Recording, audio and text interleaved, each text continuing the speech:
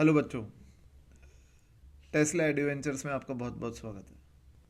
इस वीडियो में हम डिस्कस करेंगे कि रिवर्स बायसिंग में क्या क्या फिनोमेना होते हैं और रिवर्स बायसिंग हम किसे कहते हैं।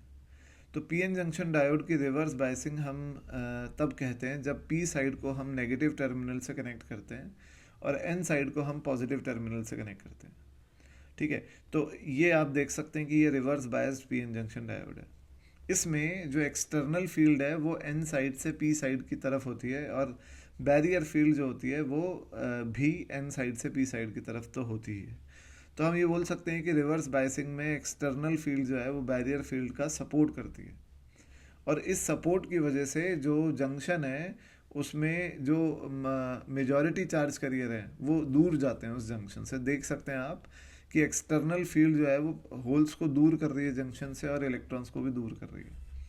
इसका मतलब ये है कि यहाँ पर जो है डिफ्यूजन करंट का अपोज होता है और ये जो इलेक्ट्रॉन पी साइड पे हैं जो माइनॉरिटी में हैं और जो ये होल्स हैं एन साइड पे जो माइनॉरिटी में हैं ये जंक्शन की तरफ जाते हैं।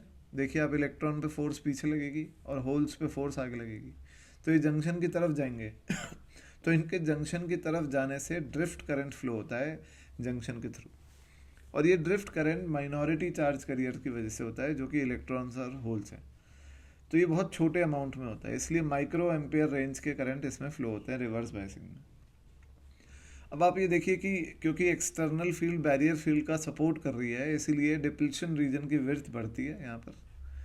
और जो है इस डायोड का जो जंक्शन का रेजिस्टेंस है वो बहुत बहुत ज़्यादा हो जाता है, जो कि लगभग डायोड के टोटल रेजिस्टेंस की अगर मैं बात करूँ तो 50,000 ओम से 5 मेगा ओम्स यानी 10 to the power 6 ओम्स तक पहुँच जाता है ये रेजिस्टेंस। ठीक है, तो रिवर्स बायसिंग में एक माइनॉरिटी करंट फ्लो होता है और वो करंट इस तरीके से इस डायरेक्शन में फ्लो होता है और ये माइक्रो एम्पेयर रेंज का करंट इसमें फ्लो होता है। ठीक है, अब यहाँ पे आपको एक बड़ी इंपॉर्टेंट बात ध्यान रखनी होगी। देखिए ये सारी बातें वही हैं जो मैंने आपको अभी अभी बोली, तो आप इसका स्क्रीनशॉट भी ले सकते हैं और इसको आप अपने नोट्स बना सकते हैं इससे। और ये इम्पॉर्टेंट बात यहाँ पर यह है कि देखिए रिवर्स बायसिंग में होता क्या है कि मैं आपको ये कहता हूँ कि जो भी रूम, मान लीजिए रूम टेम्परेचर है और वो फिक्स है, तो रूम टेम्परेचर पे पूरे डायोड में थर्मल एजिएशन हो रहा होगा, यानी धीरे धीरे इलेक्ट्रॉन्स जो है वो अपने बॉन्ड तोड़ के कंडक्शन बैंड में जा रहे होंगे और वो रेट ऑफ थर्मल एजिएशन यानी रेट जिस रेट से इलेक्ट्रॉन्स और होल्स बन रहे हैं रूम टेम्परेचर पे या किसी भी फिक्स टेम्परेचर पे, वो रेट टेम्परेचर पे डिपेंड करता है और अगर टेम्परेचर फिक्स है तो वो रेट भी फिक्स होगा। तो जिस रेट से इलेक्ट्रॉन्स और होल्स पूरे डायोड में बन रहे हैं या जिस रेट से माइनॉरिटी कैरियर्स पूरे डायोड में बन रहे हैं वो रेट फिक्स है और उसी रेट से ये इलेक्ट्रॉन्स जो इधर माइनॉरिटी में है और ये होल्स जो इधर माइनॉरिटी में है जंक्शन की तरफ फ्लो हो रहे हैं। तो हम ये कह सकते हैं कि एक कांस्टेंट टेम्परेचर पे जो रिवर्स बायसिंग में करंट फ्लो होता है डायोड से वो फिक्स रहता है, कांस्टेंट रहता है और उस करंट का नाम होता है रिवर्स सैचुरेशन करंट। ठीक है ना। और ये करंट जो होता है वो सिलिकॉन डायोड में नैनो एम्पेयर की रेंज का होता है और जर्मेनियम डायोड में माइक्रो एम्पेयर्स की रेंज का होता है। ठीक है, और ये मैंने आपको बता ही दिया है कि जो पीएन जंक्शन डायोड है वो रिवर्स बायसिंग में 50,000 ओम से 5 मेगा ओम तक के रेजिस्टेंस ऑफर करता है। यहाँ एक इफेक्ट और होता है, आप देखिए कि जो जंक्शन का रेजिस्टेंस है वो बहुत ज़्यादा होता है क्योंकि जंक्शन में डिप्लीशन रीजन बन गया है और वो डिप्लीशन रीजन फर्दर इलेक्ट्रॉन्स और होल्स का फ्लो का अपोज कर रहा है मेजॉरिटी कैरियर्स का।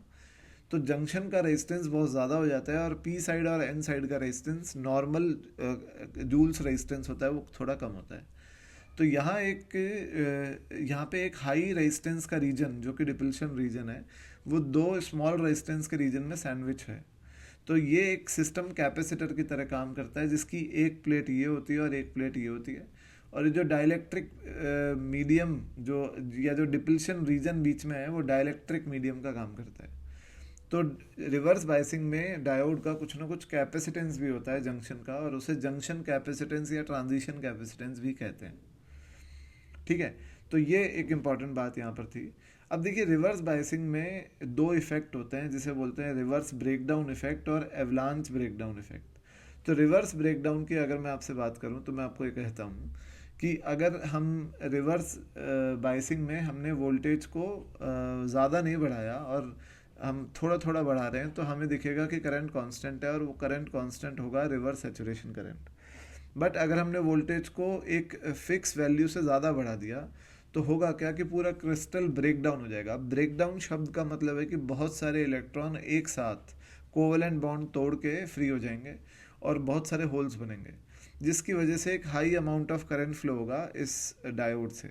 अब अगर डायोड जल ना जाए, मतलब अगर इस करंट में जो करंट फ्लो होने की वजह से जो हीटिंग होगी डायोड में, उसकी वजह से अगर डायोड जल ना जाए और परमानेंटली डैमेज ना हो जाए, तो तब तक हम डायोड को वापस रिकवर कर सकते हैं। यानी हम अब जो है वो डायोड को रिवर्स ब्रेकडाउन स्टेट से वापस रिकवर कर सकते हैं अगर वो परमानेंटली डैमेज ना हो जाए। पर एक यहाँ दूसरा इफेक्ट भी होता है जिसे बोलते हैं एवलांच ब्रेकडाउन। अब यहाँ होता यह है कि जब बहुत सारे इलेक्ट्रॉन और होल्स रिवर्स ब्रेकडाउन के बाद फ्लो होते हैं डायोड से, तो इलेक्ट्रिक फील्ड के इफेक्ट में उनकी काइनेटिक एनर्जी बहुत तेज ज़्यादा होती है, उनकी स्पीड बहुत ज़्यादा होती है, जिससे वो इलेक्ट्रॉन्स अपने रास्ते में आने वाले कोवेलेंट बॉन्डेड इलेक्ट्रॉन्स को नॉकआउट कर देते हैं कोवेलेंट बॉन्ड से, और वो इलेक्ट्रॉन्स को फ्री कर देते हैं, जिससे और इलेक्ट्रॉन बनते हैं, वो और तेज़ भागते हैं और वो और मल्टीपल इलेक्ट्रॉन्स को नॉकआउट कर देते हैं। ये इसी तरीके से है जैसे चेन रिएक्शन हो रहा है कि 3 इलेक्ट्रॉन ने 3 को नॉकआउट किया और फिर वो 6 इलेक्ट्रॉन 6 को नॉकआउट करते हैं, फिर वो 12 इलेक्ट्रॉन 12 को नॉकआउट करते हैं, और ये चेन रिएक्शन चलता जाता है। तो ये चेन रिएक्शन बहुत बड़ा हो जाता है और इस की वजह से बहुत सारे चार्ज कैरियर डायोड में बन जाते हैं, जिसकी वजह से बहुत हैवी करंट फ्लो होने लग जाता है डायोड से और डायोड जल जाता है। तो वहाँ से डायोड को हम वापस रिकवर नहीं कर सकते, उसको हम एवलांच ब्रेकडाउन कहते हैं। तो ये हमने जो वीआई कैरेक्टरिस्टिक बनाई है पीएन जंक्शन डायोड की, वो आप देखिए थर्ड क्वाड्रेंट में इसलिए बनती है क्योंकि यहाँ पे वोल्टेज भी नेगेटिव है और करंट भी उल्टी डायरेक्शन में फ्लो हो रहा है as compare to the forward biasing. तो ये थर्ड क्वाड्रेंट में प्लॉटिंग होती है और ये करंट वोल्टेज की एक वैल्यू के लिए, एक वैल्यू से पहले पहले कांस्टेंट रहता है और उसको बोलते हैं रिवर्स सैचुरेशन करंट। जो जर्मेनियम है उसके लिए रिवर्स सैचुरेशन करंट की वैल्यू -0.05 माइक्रो एम्पेयर है, और जो सिलिकॉन है उसके लिए रिवर्स सैचुरेशन करंट की वैल्यू -0.02 माइक्रो एम्पेयर है। अब जर्मेनियम में करंट ज़्यादा इसलिए है क्योंकि जर्मेनियम का फॉरबिडन एनर्जी गैप आप जानते हैं कम होता है एज़ कम्पेयर टू सिलिकॉन, और इसीलिए जर्मेनियम में जो इलेक्ट्रॉन्स बॉन्डेड हैं वो फ्री इजीली हो जाते हैं। तो जर्मेनियम में जो माइनॉरिटी चार्ज कैरियर्स की अवेलेबिलिटी है वो इजी होती है किसी फिक्स टेम्परेचर पे एज़ कम्पेयर टू सिलिकॉन। तो इसलिए जर्मेनियम में रिवर्स सैचुरेशन करंट ज़्यादा होता है। और ये एक रिवर्स ब्रेकडाउन वोल्टेज आता है, जहाँ पे मैंने आपको बताया कि रिवर्स ब्रेकडाउन डायोड का हो जाता है। उसके बाद ये करंट एकदम एब्रप्टली बढ़ता है, वोल्टेज ऑलमोस्ट कांस्टेंट वोल्टेज पे करंट बहुत सारा बढ़ जाता है। इसे हम रिवर्स ब्रेकडाउन बोलते हैं डायोड का, और ये हम जीना डायोड में यूज़ करते हैं। तो बच्चों, ये पीएन जंक्शन डायोड की रिवर्स बायसिंग थी और हम नेक्स्ट वीडियो में आगे के कॉन्सेप्ट्स को पढ़ेंगे। Thank you.